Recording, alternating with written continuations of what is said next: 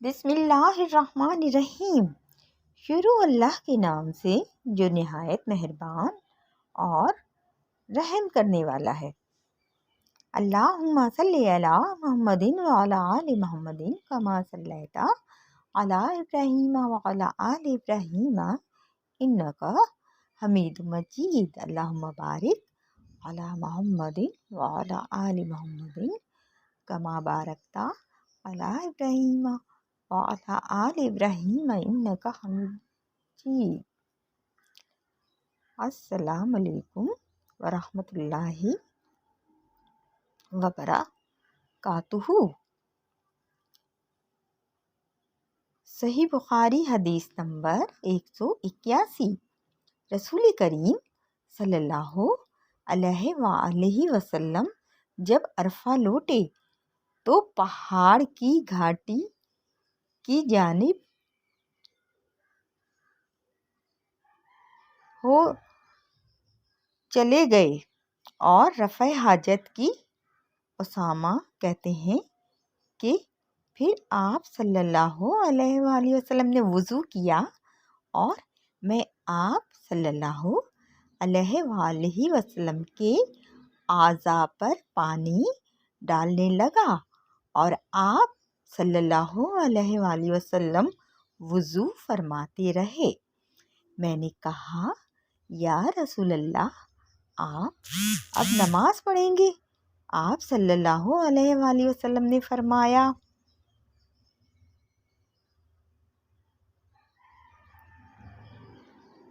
نماز کا مقام تمہارے سامنے یعنی مزدلفہ میں ہے، وہاں نماز پڑھی جائے گی۔ صحیح بخاری حدیث نمبر 182۔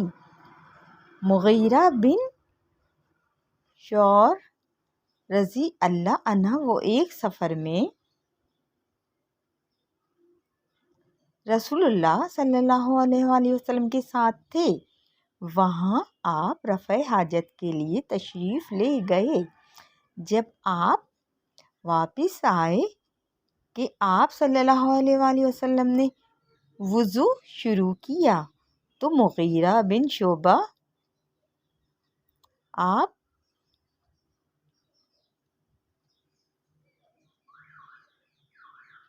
کے اعضائے وضو پر پانی ڈالنے لگے۔ آپ صلی اللہ علیہ وآلہ وسلم وضو کر رہے تھے۔ آپ نے اپنے منہ اور ہاتھوں کو دھویا، سر کا مسح کیا اور موزوں پر مسح کیا۔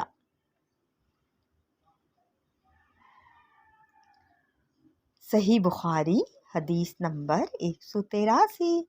عبداللہ بن عباس رضی اللہ عنہما نے رات رسول کریم صلی اللہ علیہ وآلہ وسلم کی زوجہ محترمہ اور اپنی خالہ میمونہ رضی اللہ عنہا کے گھر میں گزاری۔ وہ فرماتے ہیں کہ میں تکیے کے عرض یعنی گوشہ کی طرف لیٹ گیا اور صلی اللہ علیہ وآلہ وسلم اور آپ کی اہلیہ نے معمول کے مطابق تکیے کی لمبائی پر سر رکھ کر آرام فرمایا۔ رسول اللہ صلی اللہ علیہ وآلہ وسلم سوتے رہے اور جب آدھی رات ہو گئی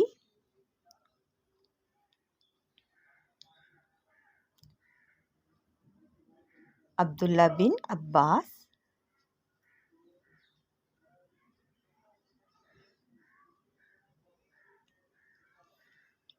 یا اس سے کچھ پہلے یا اس کے کچھ بعد آپ بیدار ہوئے، اپنے ہاتھوں سے اپنی نیند کو دور کرنے کے لیے آنکھیں ملنے لگے۔ پھر آپ نے سورہ آل عمران کی آخری 10 آیتیں پڑھیں۔ پھر ایک مشکیزہ کے پاس جو چھت میں لٹکا ہوا تھا آپ کھڑے ہو گئے اور اس سے وضو کیا خوب اچھی طرح، پھر کھڑے ہو کر نماز پڑھنے لگے۔ ابن عباس رضی اللہ عنہما کہتے ہیں میں نے بھی کھڑے ہو کر اسی طرح کیا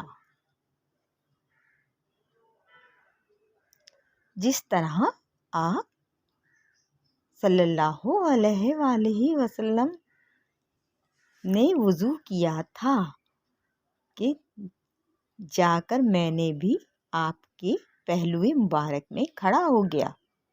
آپ نے اپنا داہنا ہاتھ میرے سر پر رکھا اور پھر دایاں کان پکڑ کر اسے مروڑنے لگے۔ پھر آپ نے 2 رکعتیں پڑھیں، اس کے بعد پھر 2 رکعتیں پڑھیں، پھر 2 رکعتیں پڑھیں، پھر 2 رکعتیں پڑھیں، پھر 2 رکعتیں پڑھیں، پھر 2 رکعتیں پڑھیں۔ پڑھ کر اس کے بعد آپ نے وتر پڑھا اور لیٹ گئے۔ پھر جب مؤذن آپ صلی اللہ علیہ وآلہ وسلم کے پاس آیا تو آپ نے اٹھ کر 2 رکعت معمولی طور پر پڑھی، پھر باہر تشریف لا کر صبح کی نماز پڑھی۔ صحیح بخاری حدیث نمبر 184۔ اسماء بنت ابی بکر کہتی ہیں، میں رسول اللہ صلی اللہ علیہ وآلہ وسلم کی زوجہ محترمہ عائشہ رضی اللہ عنہا کے پاس ایسے وقت آئی جب کہ سورج کو گہن لگ رہا تھا اور لوگ کھڑے ہو کر نماز پڑھ رہے تھے۔ کیا دیکھتی ہوں وہ بھی کھڑے ہو کر نماز پڑھ رہی ہیں۔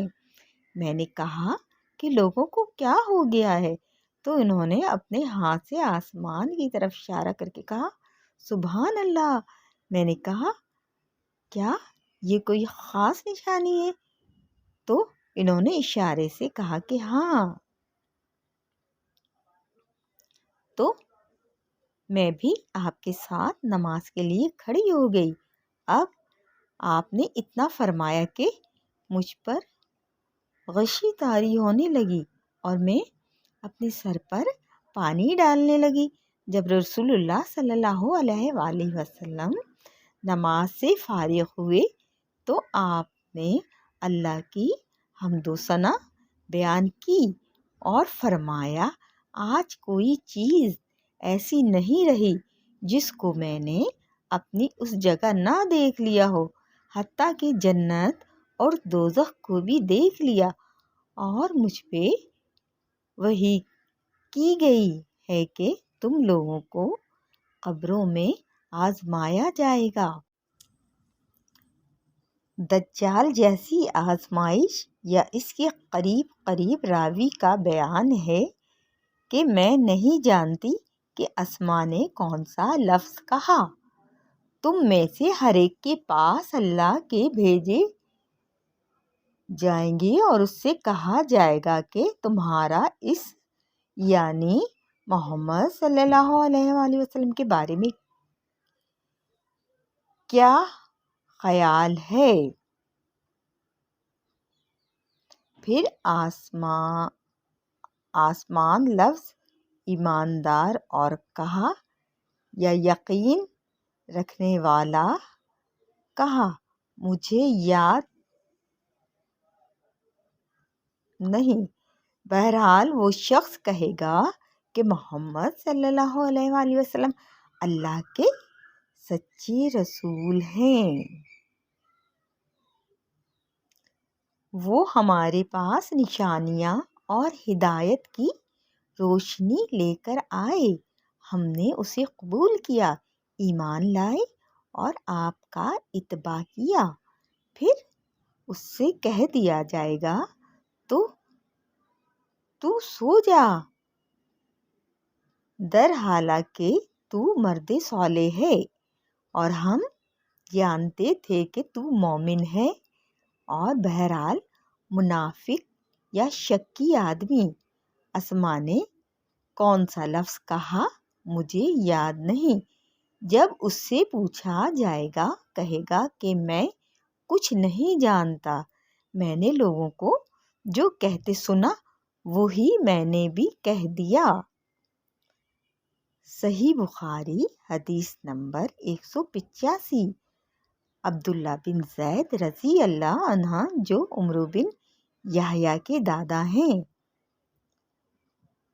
ان سے پوچھا گیا، کیا آپ مجھے دکھا سکتے ہیں کہ رسول اللہ صلی اللہ علیہ وآلہ وسلم نے کس طرح وضو کیا ہے؟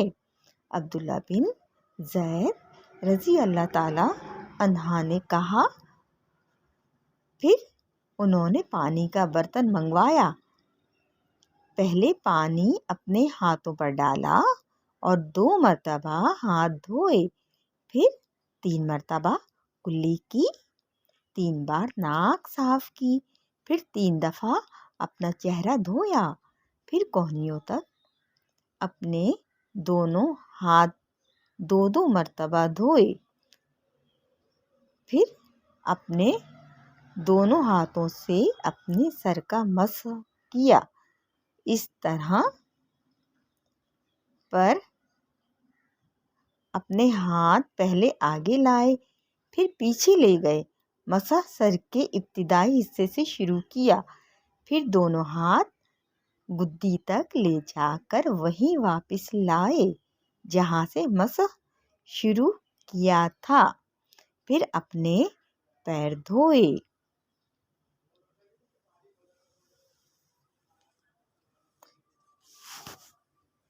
Thanks for watching.